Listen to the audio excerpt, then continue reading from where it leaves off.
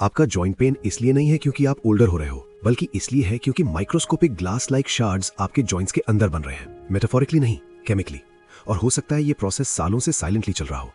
आज मैं आपको दिखाऊंगा कैसे यूरिक एसिड नीडल्स में बदलता है, क्यों आपकी ब्लड रिपोर्ट कभी कभी सच नहीं बताती, कैसे मॉडर्न फूड आपके लिवर को ओवरलोड करता है, और वो एग्जैक्ट रोड मैप जिससे ये प्रॉब्लम डिसॉल्व हो सकती है परमानेंट डैमेज से पहले। ये सिर्फ गाउट के बारे में नहीं है, ये मेटाबॉलिक ब्रेकडाउन की कहानी है, how liquid waste becomes needles. आपके ब्लड के अंदर uric acid normally dissolve state में होता है, हार्मलेस।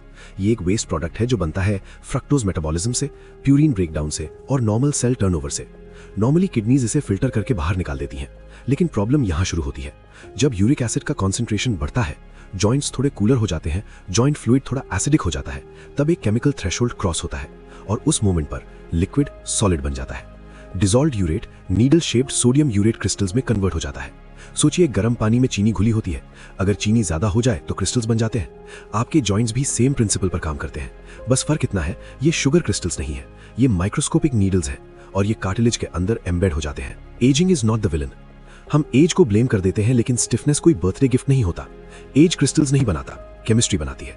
एक 35 ईयर ओल्ड जिसमें इंसुलिन रेजिस्टेंस हो, वो उतना ही क्रिस्टल लोड डेवलप कर सकता है जितना एक 65 year old. Issue wear and tear नहीं है, इश्यू है over production, under excretion, metabolic congestion.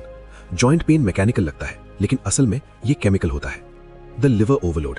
अब बात करते हैं मॉडर्न फूड की। High fructose corn syrup, sugary drinks, processed meats, instant foods. Fructose almost पूरा का पूरा लिवर में मेटाबोलाइज होता है और ग्लूकोज के अनलाइक ये नॉर्मल कंट्रोल सिस्टम्स को बाईपास करता है। इस प्रोसेस में एटीपी रैपिडली कंज्यूम होता है और एटीपी ब्रेकडाउन का बाय प्रोडक्ट होता है यूरिक एसिड। मतलब हर हाई फ्रक्टोज मील आपके लिवर को एक यूरिक एसिड फैक्ट्री बना देता है।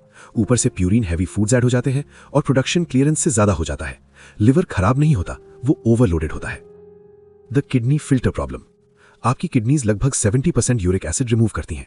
ये माइक्रोस्कोपिक फिल्टर्स की तरह काम करती हैं, लेकिन एक हिडन इशू है, ये system already near maximum capacity पर काम करता है। तो अगर एफिशिएंसी में सिर्फ 5-10% का भी ड्रॉप आए, चाहे due to dehydration, high insulin, mild kidney stress, ageing, तो यूरिक एसिड अक्यूमुलेट होने लगता है। कोई बैकअप स्टोरेज नहीं होता। अगर एक्सक्रीट नहीं हुआ तो वो सर्कुलेट करेगा और इवेंचुअली क्रिस्टलाइज हो जाएगा। Insulin resistance the hidden blocker. यही चीज डेंजरस हो जाती है। इंसुलिन रेजिस्टेंस सिर्फ शुगर का इशू नहीं है, ये यूरिक एसिड एक्सक्रीशन को भी अफेक्ट करता है। हाई इंसुलिन किडनीज को सिग्नल देता है सोडियम रीअब्सॉर्ब करने का, और सोडियम के साथ साथ यूरिक एसिड भी वापस रीअब्सॉर्ब हो जाता है। मतलब फ्लश होने के बजाय बॉडी उसे अंदर ही रख लेती है। इससे एक विशियस साइकिल बनती है। इंसुलिन रेजिस्टेंस तो यूरिक एसिड बढ़ता है, यूरिक एसिड बढ़ता है तो इंसुलिन रेजिस्टेंस और वर्स होता है। जब पेन फील होता है, ये साइकिल सालों से चल रही होती है। The silent alarm system.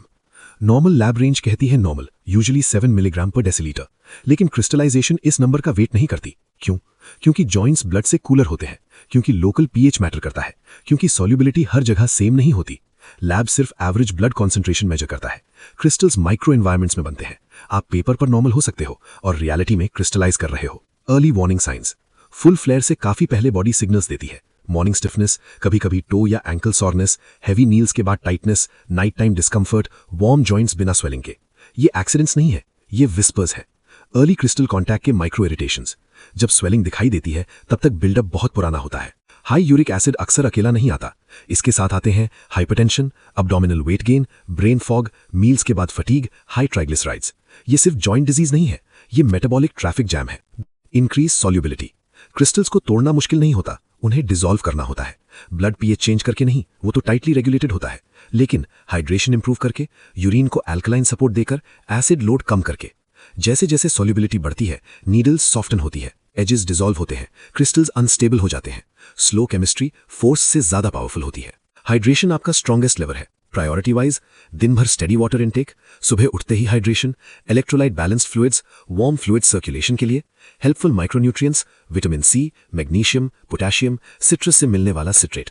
ये रिक्रिस्टलाइजेशन का रिस्क कम करते हैं। जब क्रिस्टल्स डिसॉल्व होते हैं, वेस्ट को मूव होना पड़ता है। मूवमेंट यहाँ क्रिटिकल है। साइनोवियल फ्लूइड का कोई पंप नहीं होता, मूवमेंट ही पंप होता है। Walking, mobility drills, light cycling, stretching. Diet new production कम करती है, मूवमेंट ओल्ड लोड क्लियर करता है। दोनों मिलकर फ्लश करते हैं। Sustainable low purine eating.